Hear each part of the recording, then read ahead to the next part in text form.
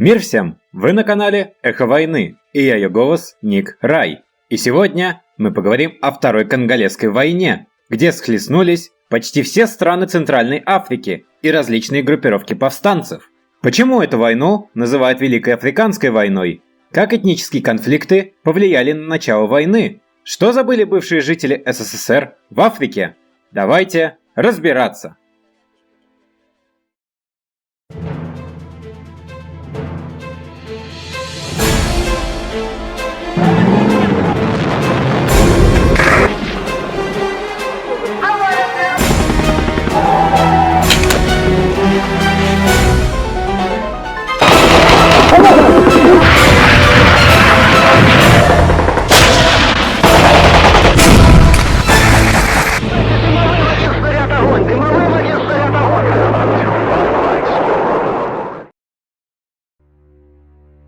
Хотите прочитать уникальную историю о людях на современной войне?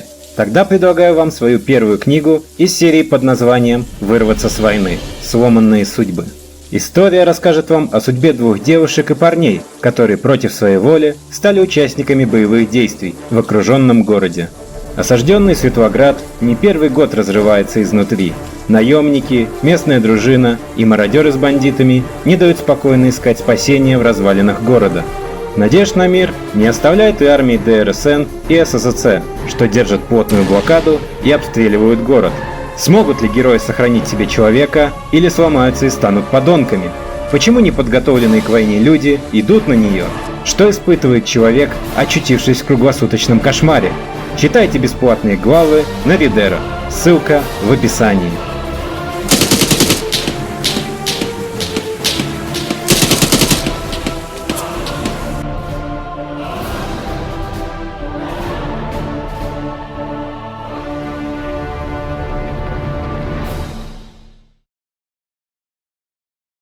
Для лучшего понимания конфликта рекомендую посмотреть на моем канале видео про Первую Конголезскую, а также ролик про геноцид в Руанде 1994 года. Ссылки на эти ролики в подсказке в правом верхнем углу. В ходе Первой Конголезской войны победу одержал Альянс демократических сил за освобождение Конго, он же АДЗОК, во главе с Лораном Кабилой. Президент Мабуту бежал из страны, а его сторонники создали за пределами страны мощный оппозиционный блок, представлявший серьезную опасность для новой власти Киншасы. Внешняя оппозиция не была единственным врагом руководства ДРК. Не меньшую опасность представлял собой весь район Великих озер, РВО, вооруженная борьба в котором не прекращалась ни на минуту. На территории ДРК действовали вооруженные формирования народных ополченцев Май-Май, скрывались части бывшей руандийской армии Экс-ФАР и руандийские повстанцы Интрахамве. Не был закончен процесс возвращения на родину руандийских и бурундийских беженцев, многие из которых были сами замешаны в геноциде в Руанде 1994 года, где были убиты около миллиона тутси, и беженцы предпочитали вести партизанский образ жизни на востоке ДРК. Весь этот клубок межэтнических противоречий Кабила стремился распутать как можно скорее. С этой целью он предложил провести в мае 1998 года в Киншасе международную конференцию с участием 16 глав африканских государств, на которой предполагалось рассмотреть проблемы безопасности и сотрудничества в РВО. К сожалению, противоречия, разделявшие лидеров африканских стран, оказались сильнее их стремления к миру и диалогу, и конференция не состоялась. Первое время тутси, которые помогли прийти к власти Кабиле, пользовались привилегированным положением в его правительстве. Однако, вскоре военные успехи повстанцев обострили настроение против тутси в Киншасе и других регионах страны. Тогда Кабила развернул антируандийскую кампанию, обвинив руководство этой страны в намерении создать новое государственное объединение в границах так называемой суверенной империи Тутси с целью захвата восточных районов страны. Действия Кабилы спровоцировали вспышку новых столкновений на этнической почве уже внутри государства между Хема и Ленду. Межэтническая ненависть разрослась в стране до такой степени, что повсеместно стали создаваться боевые отряды обеих народностей для разрешения своих споров с позиции силы. В стране начался второй этап гражданской войны, переросший в межгосударственный конфликт. Среди тех, кто поддерживал президента Кабилу и его национальные вооруженные силы, были армии Зимбабве, Намибии, Анголы, Национальный союз за полную независимость Анголы, УНИТА и, более косвенно, Чад, Судан и Ливия. Против Кабилы воевали Руанда, Уганда и Бурунди. Среди крупных военных объединений ДРК, которые сражались против Кабилы, были национальные повстанцы, расколотые на 3 фракции, Конголезское объединение за демократию, КОД Гома, возглавляемое Иунгой, находившееся в Киву и поддерживаемое Руандой. Ветвь распавшегося КОД под руководством Вамба Диавамба, находившегося в Кисангани при опоре на Уганду, Движение за освобождение Конго, ДОК, во главе с Жан-Пьер Бембой, который контролировал провинцию Экватор и было также связано с Угандой. В конфликте принимали также участие различные неправительственные вооруженные группировки, в частности, конголезские партизаны Май-Май, руандийские Экс-ФАР и Интерахамве. Вооруженный конфликт в ДРК был во многом спровоцирован нестабильностью в соседних странах. Повстанцы из Руанды, Уганды и Бурунди использовали ДРК в качестве тыловой базы. Ополченцы из УНИТА Анголы, где хрупкий мир взорвался в декабре 1998 года, также использовали территорию ДРК для объединения усилий в антиправительственной борьбе. Партизаны из Судана, где проливалась кровь в результате нескончаемых конфликтов, перешли границы Уганды и ДРК, осложняя и без того напряженную ситуацию в стране. Наконец, обстановка в соседней республике Конго, Браззавиль, активизировала действия антиправительственных организаций разного толка, и оттуда в ДРК стекались потоки беженцев. Таким образом, на конголезской земле воедино слились внутренние и внешние конфликты как самой ДРК, так и противоречия других стран, дестабилизируя тем самым весь регион Центральной Африки.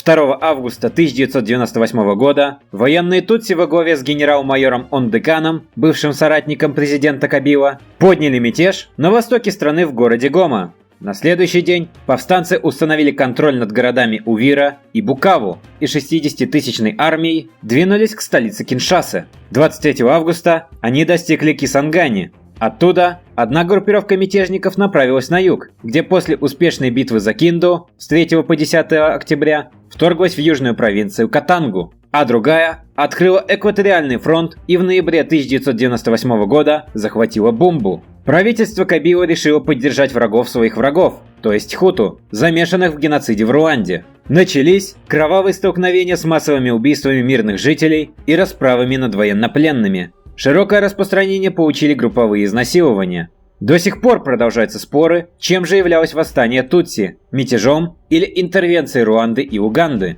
Большинство свидетелей и исследователей показывает, что реальную власть на местах осуществляли не восставшие конголезские Тутси, а офицеры из Уганды и Руанды, которым была выгодна эскалация конфликта. Вскоре после мятежа Тутси полковник Джеймс Кабарера совершил рейд на Киншасу, захватил транспортный Боинг и 3 августа с отрядом верных ему бойцов вылетел из города Гома на авиабазу города Китона. При помощи расквартированных там Тутси ему удалось увеличить численность группировки до 3000 бойцов и фактически открыть второй фронт мятежа на западе страны, создав серьезную опасность для столицы. К 11 августа он захватил города Бома и Матади.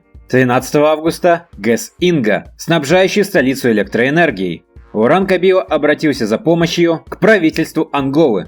Повстанцы развили успешное наступление на столицу, захватив города Сонгололо 16 августа и Мбанза-Нгунга 20 августа. Разыгралась битва за Матади, в которую на стороне правительства вмешались ангольские формирования из Кабинды. 31 августа ангольские войска вытеснили повстанцев из Матади, а 1 сентября из Китоны. К концу 1998 года гражданский конфликт в Конго окончательно перерос в общеафриканский. 6 ноября регулярные части руандийской армии вторглись в Демократическую Республику Конго. На юге страны зимой-весной 98-99 годов произошли ожесточенные бои с использованием военно-воздушных сил между формированиями движения за конголезскую демократию РКД и руандийскими войсками с одной стороны и намибийско-зимбабвийскими войсками с другой.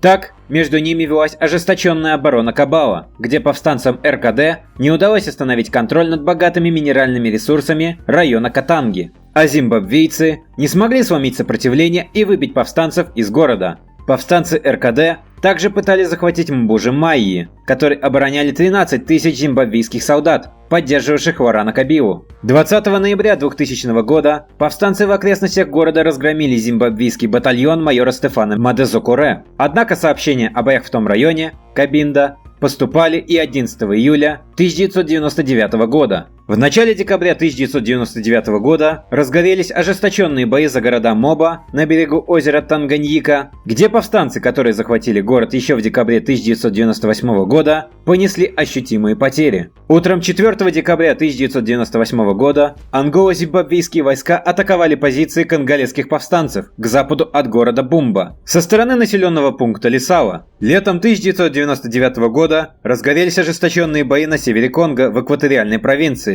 Джомбо, Бакунгу, Лусенго, Маканза и Бакбонга между конголезскими и анголо-зимбабвийскими повстанцами и правительственными войсками. На стороне последних выступала суданская авиация. 18 июля 1999 года повстанцы повторно захватили города Гемена на севере страны, вытеснив оттуда чадских интервентов. Первый раз повстанцев вытеснили в январе. Представители сообщества развития Юга Африки, Организации Африканского Единства и ООН провели встречу с 21 по 27 июня 1999 года в Лусаке и разработали соглашение о прекращении огня. Министры обороны и иностранных дел от сторон конфликта встречались с 29 июня по 7 июля для обсуждения договора. Главы государств Анголы, ДРК, Намибии, Руанды, Уганды, Замбии и Зимбабве подписали соглашение в Лусаке 10 июля 1999 года. Стороны договорились прекратить все военные операции в течение 24 часов после подписания соглашения. Запрещались дальнейшие военные передвижения или передача вооружений на поле боя.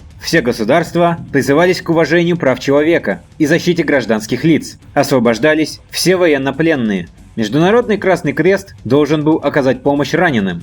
Было дано согласие на развертывание международных сил ООН по поддержанию мира в соответствии с главой 7 Устава ООН. В этом документе также была просьба к Организации Африканского Единства временно привлечь силы для поддержания мира в борьбе с группами боевиков, пока не прибудут силы ООН. Мвесига Лаурент Барегу и Крис Уансберг из Международной Академии Мира подвергли критике этот договор в 2003 году, заявив, что Организация Африканского Единства была подавлена, а Сообщество развития Юга Африки больше не имело возможностей для разрешения конфликта. 15 июля 1999 года генеральный секретарь ООН опубликовал доклад, согласно которому было рекомендовано направить наблюдательную миссию в ДРК. 23 июля Государственный департамент США объявил о своей поддержке миротворческой миссии. Освободительное движение Конго подписало соглашение 1 августа.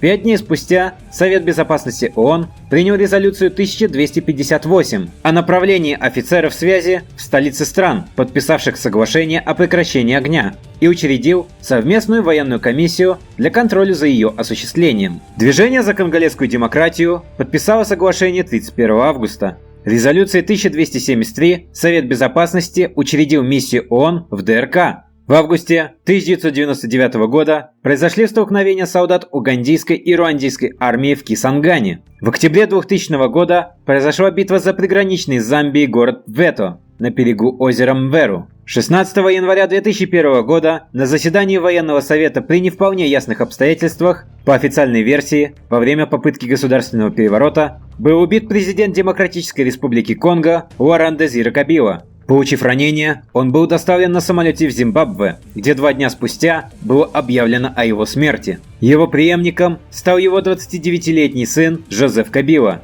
16 марта 2002 года, после ожесточенных боев, повстанцы захватили город Малеро на побережье озера Танганьика. 14 мая 2002 года, после попытки неудачного восстания в Кисангане, когда мятежники захватили местную радиостанцию и призвали покончить с засильем руандийцев, случилась бойня в Кисангане, расправа над несколькими мятежными солдатами ДРК и 200 подозреваемых участников выступления. 20 июля 2002 года в Притории было подписано мирное соглашение между президентом Жозефом Кабила и руандийским президентом Тутси Полем Кагаме о выводе 20-тысячного контингента руандийской армии, официальном признании организации Тутси на территории Конго и разоружении вооруженных формирований Хуту. Генерал-майор Жан-Пьер Ондекан стал министром обороны нового временного правительства ДРК. 30 июня 2003 года в Киншасе повстанцы и Кабила подписали окончательное мирное соглашение, поделив власть. Интересно и то, что немало наших соотечественников из СССР принимали участие в этих войнах. После распада СССР большое число военных по различным причинам были вынуждены уйти со службы. Похожая ситуация была и в гражданских отраслях. В поисках заработка они направлялись в различные горячие точки как на постсоветском пространстве, так и вне. По словам президента Российской ассоциации летного состава Анатолия Качура, за границу уехали около 7 тысяч летчиков и техников из бывшего СССР. Большинство из них по частным контрактам. Судьба многих осталась неизвестна. Только в Африке из 400 пилотов, летавших по частным контрактам, половина попали в плен или погибли. Непосредственно в ДРК наемники из СНГ появились еще в середине 90-х. Некоторые из них участвовали в Первой Конголезской. Большинство являлись пилотами военной и гражданской авиации и действовали в интересах правительственных войск. Во Второй Конголезской также зафиксировано их участие. Летчики базировались на аэродромах Гома и Букаву. Средняя заработная плата наемников составляла от 1000 до $1500 в месяц. Боевые вылеты осуществлялись на 4 Су-25, закупленных в Грузии по контракту 1999 года Тбилисского авиационного завода, в том числе 2 самолета постройки 1991 года. Доставка машин из Тбилиси в ДРК была осуществлена в конце 1999-го, начале 2000 года, после чего данные 4 штурмовика составили основу боевого потенциала ВВС страны.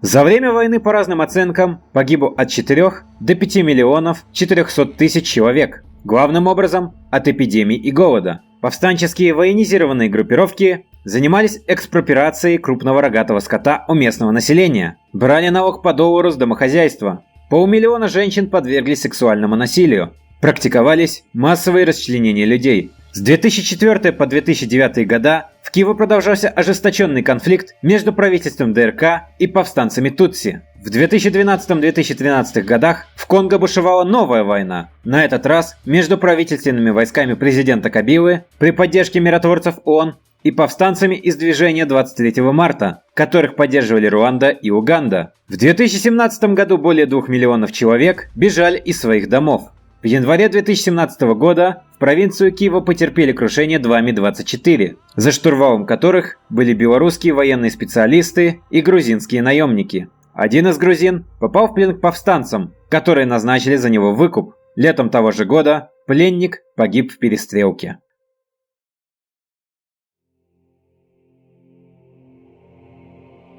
Вот такой была Великая Африканская война. Демократической Республике Конго пришлось на себе испытать все противоречия Центральной Африки, а бои продолжались вплоть до 2017 года. А на сегодня это все. Пишите в комментариях свое мнение и пожелания к следующим роликам. В конце, как обычно, хочу пожелать только одного.